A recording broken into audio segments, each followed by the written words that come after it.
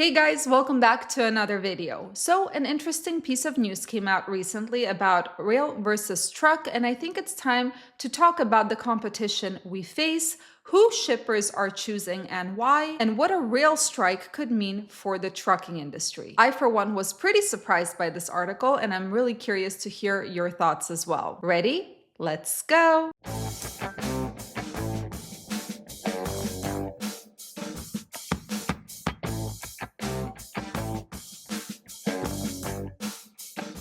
Now, we all know that there are plenty of players that truckers compete with. Small carriers, large carriers, and rail, of course. Rail is a big one actually because they usually haul the types of commodities a truck might haul, just in bigger quantities. And if you guys remember the rail strike scare back in September of 2022, and if you have read about it, you know that there are just not enough trucks to begin to cover the volume that is transported by rail if all trains stop moving. But there's a new development with rail volumes that I think you should be aware of. Back in July, the Surface Transportation Board, which basically regulates the rates and service for the rail industry, started panicking because they realized that rail volumes have decreased by 28% in the last 10 years. Now, Richard Erstad, who is the VP of Chemical Manufacturer Hawkins Inc., said, and I quote, "The deteriorating rail service members have experienced for decades makes it exceedingly difficult for shippers to do business with railroads, as they are at risk of losing customers if they cannot provide them with reliable shipments." Now, what does this mean? Well, he basically said that shippers now are preferring to use trucks instead of rail just because of the reliability factor, despite the fact that statistically it has been proven that trucks are not necessarily safer. And they actually did some data digging and they figured out that more volume that was supposed to be transported by rail has moved to the OTR trucking sector. Now, a former grain shipper whose name is Byron Porter said that, and I quote, "What is notable is that with each downturn in freight volumes, the freight that did come back shifted from rail to truck. When shippers who had the luxury to pick modes were given a chance to reevaluate their supply chains, they specifically chose trucks." So that's definitely surprising news, and maybe this is why we see volumes doing what they are doing this year. They are quite a bit higher than they were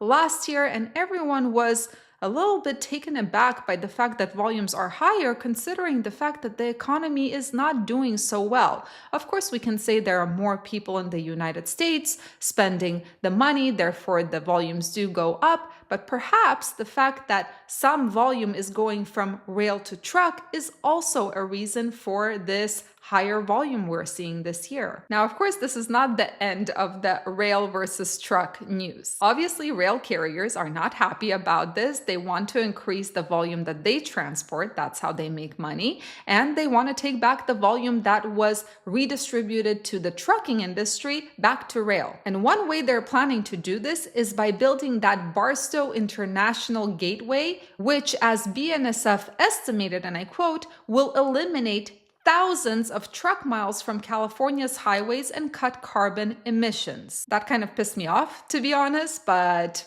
it's business. But of course, nothing is that easy because there is a pending regulation that can pretty much destroy that plan. And that's the California Air Resources Board's rule that would require all locomotives manufactured after 2035 that travel through California to be zero emission. That would basically ban any train that is over 23 years old, killing this Barstow project. So we can't talk about trucking versus rail without talking about rail strikes, because it seems like lately strikes are happening everywhere. There's a port strike that's happening in the East Coast, or is possibly happening, and there were rail strikes this year, the latest one in Canada. So the question is, would a rail strike in theory be good for the trucking industry? Well, yes and no. If we're looking at the short term, yes, a rail strike could provide a an incredible boost to trucking, and of course, the rates would skyrocket because,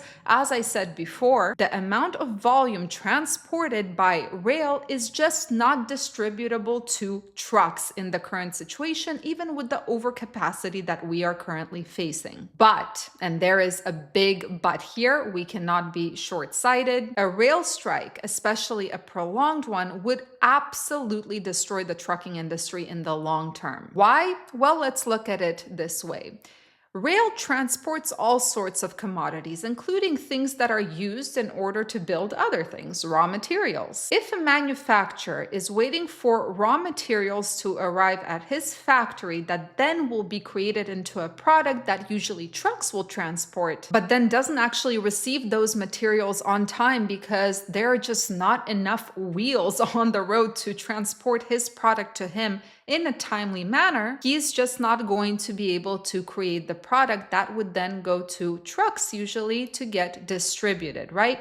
Now imagine the amount of product that rail carries. Imagine thousands, tens of thousands of manufacturers not getting the materials they need in order to create the products that they need to then transport elsewhere. So what ends up happening is there is going to be kind of a chain reaction where there will be a lack of loads for trucks, especially once the rail strike ends, which it ultimately inevitably always does. And that means the trucks no longer are covering the volume from the rail strike, right? And they don't have volume to transport that was normal for trucks to transport just because these manufacturers were not receiving their materials on time. They did not manage to create the products on time. There is a lack of volume. So my point is, yes, we do find ourselves in a situation where we're competing with rail, but we actually cannot exist without it, at least not in the real world with things the way they are. Strikes, they start and they end. Most of the time they're threatened but never start at all, but the